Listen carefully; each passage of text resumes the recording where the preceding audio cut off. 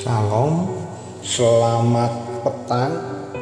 Selamat kita bersama-sama merenungkan kebenaran firman Tuhan pada kesempatan sore hari ini, yang akan saya ambil dalam pembacaan firman Tuhan dalam Yesaya pasal 35 ayat 1 sampai 10.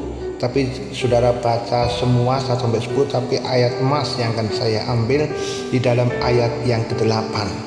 Saya baca dalam Yesaya pasal 35 ayat yang ke-8 saja, nanti 1 sampai 10 saudara Bapak Ibu saudara baca di rumah. Di situ akan ada jalan raya yang akan disebut Jalan Kudus. Orang yang tidak tahir tidak akan melintasinya, dan orang yang pandir dan akan mengembara di atasnya. Bapak Ibu saudara sekalian, dalam pembacaan firman Tuhan pada kesempatan petang hari ini dikatakan ada jalan raya yang akan disebut Jalan Kudus, yaitu jalan yang menempuh jalannya Tuhan atau jalan kebenaran. Yang menempuh jalan kebenaran atau jalannya Tuhan ini hanya sedikit, tidak banyak Bapak Ibu Saudara. Orang-orang yang dipilih oleh Tuhan, yang dikuduskan oleh Tuhan, yang ditebus oleh Tuhan lewat pengorbanannya di atas Kalvari, dan oleh disucikan oleh darah Yesus Kristus, dia akan melewati atau berjalan dalam jalannya Tuhan. Tetapi dikatakan orang yang tidak tahir atau orang yang berdosa tidak akan berjalan dalam jalannya Tuhan. Apatah lagi saudaraku sekalian dikatakan orang-orang pandir. Apakah orang pandir ini Bapak Ibu Saudara? Orang pandir adalah orang yang bodoh atau orang yang bebal, yang tidak menerima suatu teguran dalam hidupnya.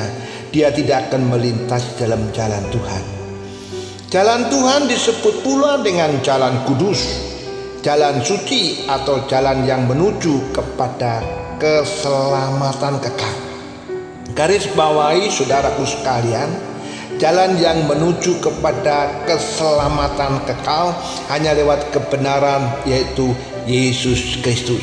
Namun sayang, tidak semua orang mau menempuh jalan itu.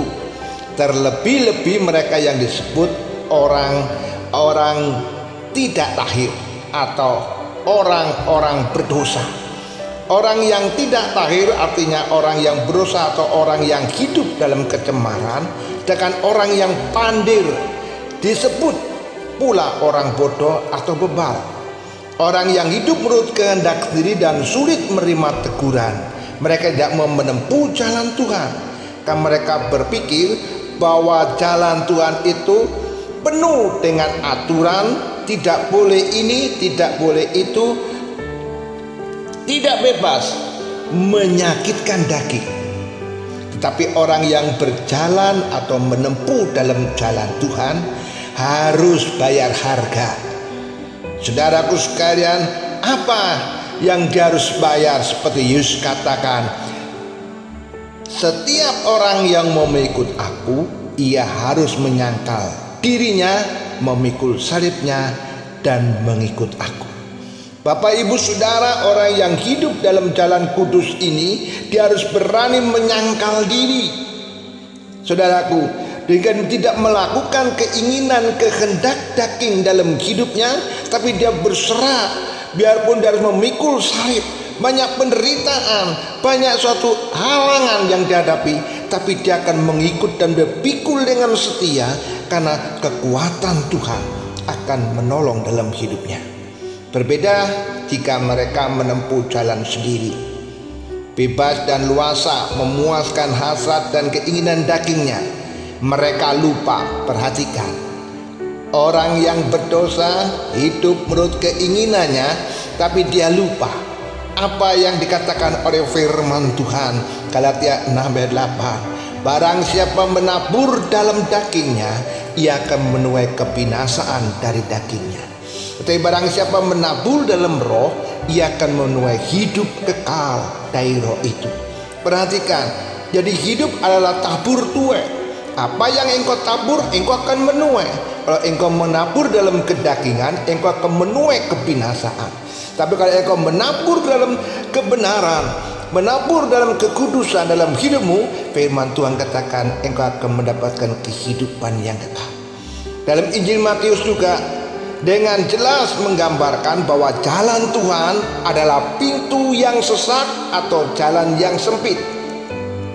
Masuk melalui pintu yang sesak itu, mereka lebarlah pintu dan luaslah jalan yang menuju kepada kebinasaan. Dan banyak orang yang masuk melaluinya karena sesaklah pintu dan sempitlah jalan menuju kehidupan. Sedikit orang yang mendapatinya.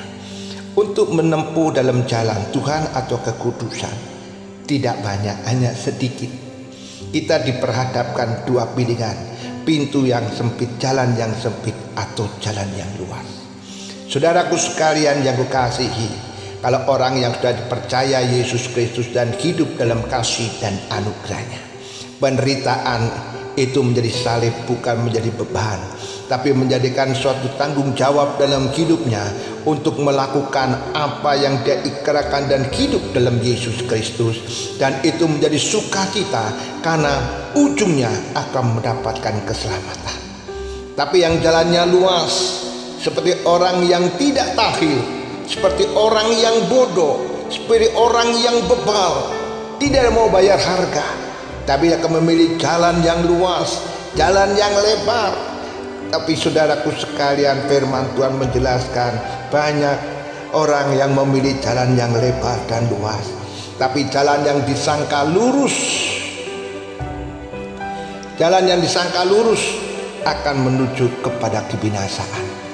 Bapak ibu saudara yang saya kasih dalam Tuhan Yesus Kristus, mari kita diperhadapkan dalam pilihan. Bagi orang yang ditebus oleh Yesus Kristus, kita akan memilih jalan yang sempit, jalan yang disangka sulit, sukar, tetapi di dalamnya ada penyertaan Tuhan, ada kasih Allah, ada kekuatan Tuhan, dan engkau dapat menyelesaikan, dan di ujungnya engkau akan mendapat kehidupan yang kekal. Tapi jalan yang luas, yang lebar, yang disangka nyaman, tapi ujungnya menuju maut, berbahaya Bapak Ibu Saudara. Oleh sebab itu Bapak Ibu Saudara, sebagaimana orang percaya keberadaan kita adalah orang-orang yang sudah ditahirkan, mari kita lihat, mari kita koreksi bahwa kita sudah ditahirkan, kita sudah dikuduskan, kita sudah dipilih menjadi imamat yang rajani. Tapi bukan karena perbuatan baik kita. Mari, seringkali kita menjadi angkuh, menjadi sombong. Tapi kita lihat kembali, itu bukan beroleh dalam apa yang kau berada dalam hidupmu, melainkan semata-mata karena anugerah Tuhan melalui pengorbanannya di kayu salib, dan oleh darahnya anaknya itu menyucikan kita dari segala dosa. Mari Bapak Ibu Saudara, kita tahu kita akan menempuh jalan yang benar, jalan yang kudus, jalan yang Tuhan siapkan dalam kehidupan saudara. Biar katanya sempit kita masuk, tapi ujungnya kita akan menuju suatu sukacita yang luar biasa. Awalnya kita mendapatkan secara daging menderita, tetapi saudaraku sekalian, kedapan sukacita kebahagiaan yang disiapkan oleh Tuhan. Percayalah, kali kasih anugerah Tuhan, karena kita sudah ditahirkan, kita sudah disucikan oleh darah Kristus, maka kita dilayakkan dan wajib untuk berjalan di jalan kudusnya Tuhan. Haleluya, amin.